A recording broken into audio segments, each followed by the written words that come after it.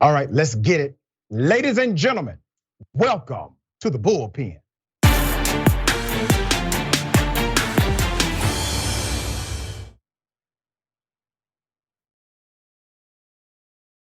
Back now with the bus shootout caught on camera. Newly released surveillance video catching the tense moments. A Charlotte bus driver shot at a passenger who pulled a gun on him. That bus driver now fired from his job. We want to warn you, the footage you're about to watch is graphic. Shocking new video shows the dramatic shootout between a North Carolina bus driver and a passenger, leaving the driver out of a job and the passenger facing multiple felony charges. Officials from the Charlotte Area Transit System, or CATS, releasing the video and saying the shootout occurred earlier this month after the passenger, Omari Tobias, asked the driver to make an unscheduled stop. When the driver, David Fullard, refused, Tobias can be heard talking back. That's when Tobias is seen pulling a gun, and Fullard reveals his own.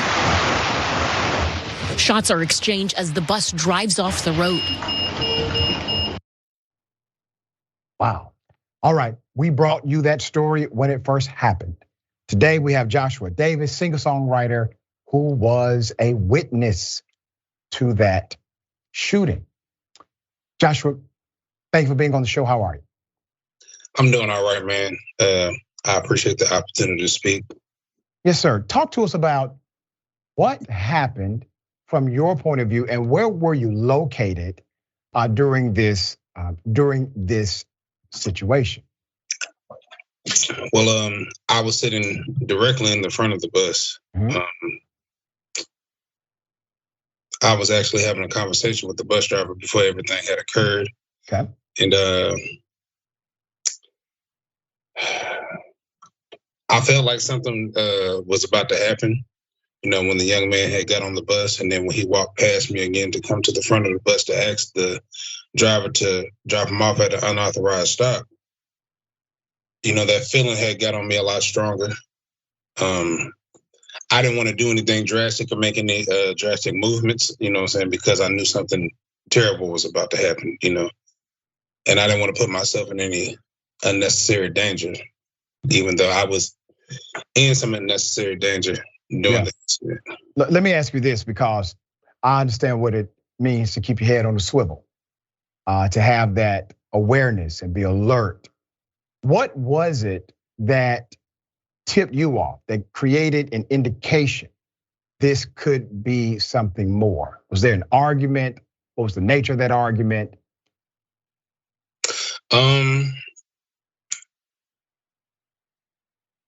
I didn't think that it was going to transpire into what it transpired into until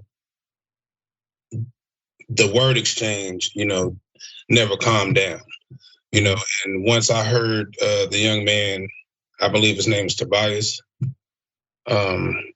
And once I heard the young man say that he was going to pretty much shoot the bus driver, you know, saying that it dawned on me, okay, he does have a firearm on him. He's armed, and he's planning to try to threaten this man. He wants to scare him in some type of way. What was the argument over? I know we've heard, okay, he wanted to get off on a stop that was unauthorized, but beyond that, what was the argument back and forth? That was actually the argument. It was such a silly thing, you know. He wanted to get off at a stop right after we had just left a stop that was closer to where he needed to be. Mm-hmm. And you know, the driver was pretty much like, look, I can't drop you off right here, because we're pretty much like in the middle of the street by this time and about to go around the roundabout. And so when he refused, that's when the young man started talking crazy to him, like, you know, why you got to be like that? Why you doing this, that, and the third? And you know, I heard the driver say that, you know what I'm saying, go sit down. I couldn't hear everything that the young man was saying because he had a face mask on. But I did hear him threaten him several times before shots were fired. What was the nature of the threat? What did he say specifically? That he was gonna pop his ass. Okay. So he said, yeah, he said, I'll pop your ass right now. Come across this threshold. All you gotta do is touch me, just like this. and I'll pop your ass right now. So when he kept saying that, I was like, okay, he has a gun on him. I guess he's trying to intimidate this grown man, but he wasn't prepared for the consequences of his actions. Right, and I was really surprised by a few things. One, both gentlemen survived. Both, okay? Close range shootout, and both of them survived. That's one surprising element of this. There's another one. The argument itself seems so petty, seems so small, that you would not imagine anyone would go from A to gunplay based on that particular conversation and argument, right? Correct. Now, the bus company, and I think it's Cat's bus. Yes. The bus company, they released a statement, and I know this because I had to read the statement presenting the story. And part of the statement said basically the bus driver does have discretion to drop off a passenger in an unauthorized location. They have discretion to do this. You have presented something we have not heard before, that basically it was logistically impossible because you were in the middle of the street. The bus driver could not simply drop you off or drop that person off at that time. So it wasn't possible to do. The man gets fired. They cite an office policy. He wasn't supposed to have a gun on him. He legally had a gun, but it was against policy if he did not, I guess, inform them that he had one. But if he did not have a gun, he may be dead today. So when I heard he got fired, and listen, man, I'm not a gun guy, right? I believe you have the right to protect yourself, and you can do that with a gun if you choose. But I'm not a gunslinger. I want everybody to have guns and shooting up people because of small conflicts. However, in this case, I clearly saw the right of self-defense. I clearly saw an individual who decided to jump bad and jump wrong. And there was a consequence for that action. You pull out a gun on somebody. You have to be at least okay with the fact that things may not work out the way you desired them to once you go there. Were you surprised that the bus driver got fired over this? Yes, I was extremely upset about the fact that he got fired for feeling the need to have to protect himself. Yeah. This is not the first time that bus drivers have been harmed. I believe a driver had actually lost their lives last year. So my biggest thing was, y'all keep asking me these questions about the driver, but he felt the need to protect himself in this moment, and he was correct for having to do so, because had he not had a gun, he could have been killed.